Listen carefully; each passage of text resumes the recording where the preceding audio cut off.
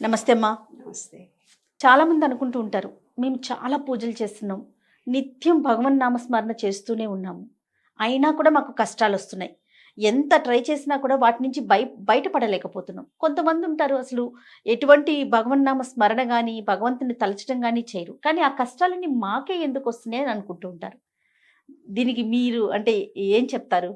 కష్టము అనేది, బాధ అనేది కర్మ వల్ల ఏర్పడినటువంటి అంశం. కర్మ సిద్ధాంతమే. కర్మ సిద్ధాంతం. కర్మ అనేది ఎట్లా ఏర్పడుతుంది అన్నదానికి ఒక ఉదాహరణ చెప్తాను నేను. కర్మ అనేది ఎలా ఏర్పడుతుంది అంటే, నేను విశ్వ నియమాల మీద రీసెర్చ్ చేశాను, భగవద్గీతలో ఉన్నదే, కానీ నేను సైంటిఫిక్గా చెప్తాను. ఇప్పటి కాలంలో పిల్లలకు అర్థమయ్యేటట్టుగా సైన్స్ ప్రకారంగా చెప్తాను ప్రతిదీ కూడా. అమ్మా, మీ కాలంలో ఇప్పుడు సైన్స్కు వైఫై ఈఫై నెట్ ఉన్నట్టుగానే మా కాలంలో సంస్కృతమే ఉంది. దానికి ఆత్మ, పరమాత్మ, కర్మ సిద్ధాంతాన్ని వాళ్ళు ఏర్పరిచినారు. అయితే ఎలా ఏర్పడుతుంది కర్మ అనేది? ఇప్పుడు మీరు అన్నది బాధలు, ఆ బాధలని వాళ్ళు పూర్వకాలం కర్మ అని అన్నారు. ఒక వ్యక్తి ఒక రకమైన బాధను పడుతున్నాడంటే కర్మ అంటే ఏంటో ఫస్ట్ మనం తెలుసుకోవాలి. కర్మ అనేది ఈ విశ్వం తయారయ్యేటప్పుడు విశ్వంలో 12 లాస్ ఉన్నాయి. 12 లాస్ అంటే భగవద్గీతలో విశ్వరూప సందర్శన చూపిస్తాడు. విశ్వం విష్ణు చట్టారో భూత భవే భవత్ ప్రభు అని. అట్లా ఈ విశ్వం మొత్తంలో ఉన్నటువంటి చూపిస్తే, నాయన అంతటా నీవే ఉన్నావు అని కృష్ణుడు అన్నాడు. అలాగే దాంట్లో 12 సూత్రాలను ఏర్పాటు చేసినారు. ఆ 12 సూత్రాలు ఆంగ్లేయులు పట్టుకొని పోయి వాళ్ళు దాని మీద రీసెర్చ్ చేసుకున్నారు. క్రిస్టియన్ దాంట్లో ఉంది, కానీ మన పుస్తకాల్లో ఆ భాగం కొంచెం అవగాహన రాహిత్యం ఏర్పడింది మనకి. మా 60 ఏళ్ల నుంచి, అంటే మా 60 ఏళ్ల క్రితం నుంచే పూజలు అనేది అధికంగా జరగడం మొదలుపెట్టాయి. పూజా విధానము, నేను అంతమందికి ఆ పూజలు చేసినా ఈ పూజలు చేసినా అనడం అంటే ఆధ్యాత్మికంగా మెడిటేషన్ చేసుకునేది ముందుండింది. మెడిటేషన్ చేసుకునే దాన్ని పూర్తిగా పూజా విధానంలోకి మనం మారిపోయాం మనం. కానీ దానికంటే ముందు కర్మ అంటే ఏంటో తెలిస్తే, కర్మ నివృత్తి ఎలాగా చేసుకోవాలో తెలిస్తే, ఏ రకమైన పూజలు చేయాలో తెలిస్తే జీవితం చాలా ఈజీ అవుతుంది. నేను అక్కడి నుంచి మొదలు పెడుతున్నా.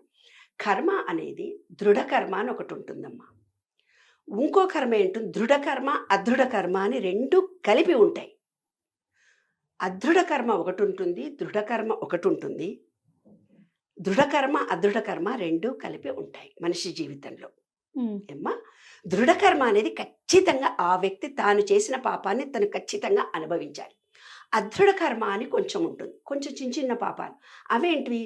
దాన ధర్మాల వల్ల, జపతపాల వల్ల, గుడికి వెళ్ళి అర్చనలు చేయించడం వల్ల, అంగవికలులకు సేవ చేయటం వల్ల, ముసలి వాళ్ళకి, గుడ్డి వాళ్ళకి, అంగవికలులకు ఎవరికి మనం సహాయం చేసినా ఆ పాపం పోతుంది.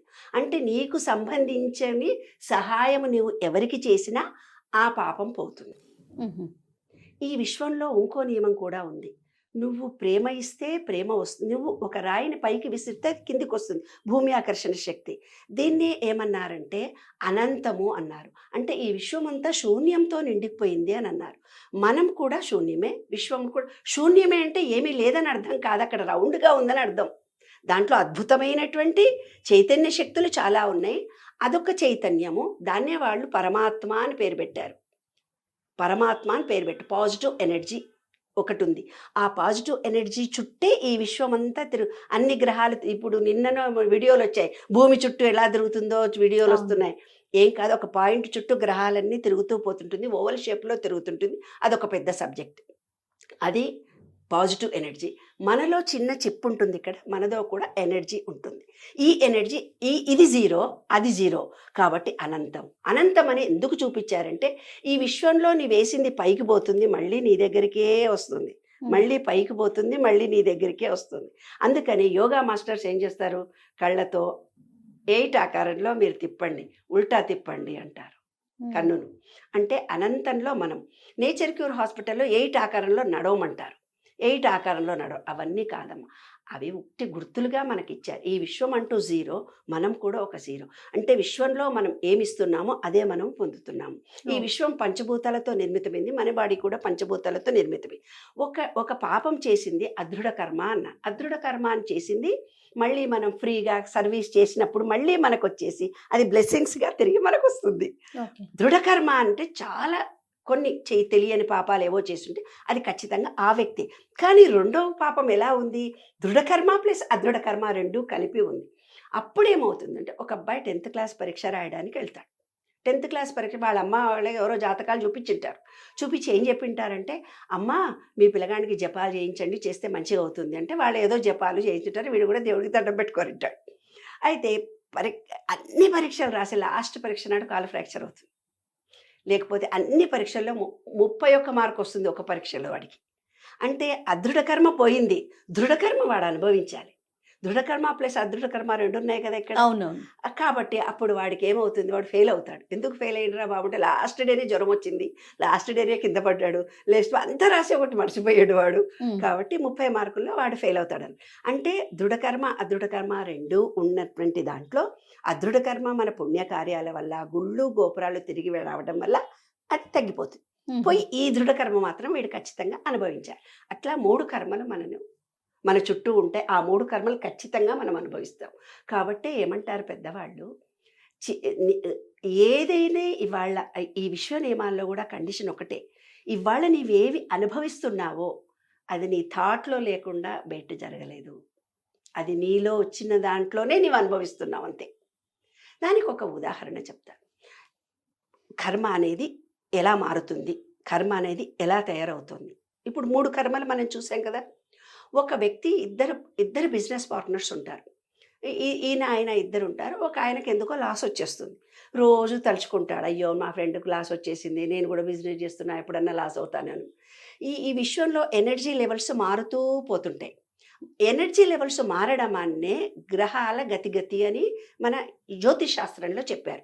శుక్రుడు వస్తాడు, శని వస్తాడు, శని పడతాడురా నీకు, అంగారకుడు మారతాడురా, శని పట్టినప్పుడు అవుతుంది, లేదా కాలసర్ప దోషం ఉంది, ఇలాంటి మాటలు అంటే ఈ ఎనర్జీ లెవెల్ ఇలా మారుతూ పోతున్నప్పుడు మనిషి జీవితంలో ఒక గ్రహ దశలో పుట్టినప్పుడు ఆ దశ మనలోకి వచ్చినప్పుడు అప్పుడు ఏమవుతుందంటే గ్రహం మారుతుంది. మారగానే అతని మామూలుగా ఏం చెప్తారు మీకు, శని పట్టింది కాబట్టి శనీశ్వరుడి దగ్గరికి వెళ్ళి పూజ చెయ్యి అని చెప్తారు. మనం చెయ్యలక్కర్లేదు, మనమే ఆటోమేటిక్గా శనీశ్వరు గుడికి వెళ్ళడం కానీ శనికి పూజ చేయడం కానీ మనం ఆటోమేటిక్గా చేస్తాం. అదే కర్మ అంటే. ఇప్పుడు ఇతనికి బిజినెస్ పార్ట్నర్లో మోసపోయినాను అని అన్నాడు కదా, వాడు మోసపోయాడు కాబట్టి నేను కూడా మోసపోతానేమని భయం ఇంటర్నల్గా తన సబ్ కాన్షియస్ మైండ్లో పెట్టుకుంటాడు. ఏవైతే నమ్మకాలు విశ్వాసాలు అతని దగ్గర ఉండిపోతాయో అదే ఏమవుతుంది, గ్రహగ్రహ బాగా లేనప్పుడు అది జరుగుతుంది. ఈయన కూడా మోసపోతాడు, ఈయన కూడా బిజినెస్లో లాస్ అవుతుంది. ఎవరు చేశారు, ఇతను పదే పదే నేను కూడా లాస్ అవుతానేమో అని ఆలోచించాడు. తన సబ్ కాన్షియస్ మైండ్లో ఒక ఫీలింగ్ని ఏర్పరచుకున్నాడు. అప్పుడు ఎప్పుడైతే నెగటివ్ ఫీలింగ్లోకి ఇతను ఎంటర్ అయ్యినాడో ఇతని గ్రహదశలు మారుతూ ఉన్నప్పుడు అది ఎఫెక్ట్ ఇస్తుంది అన్నమాట. అంటే విశ్వం ఒక ఎనర్జీ లెవెల్తో పోతుంటుంది, మన మాట మన ఆలోచన కూడా ఒక ఎనర్జీ లెవెల్తో ఉంటుంది. దీన్నే కర్మ అన్నారు.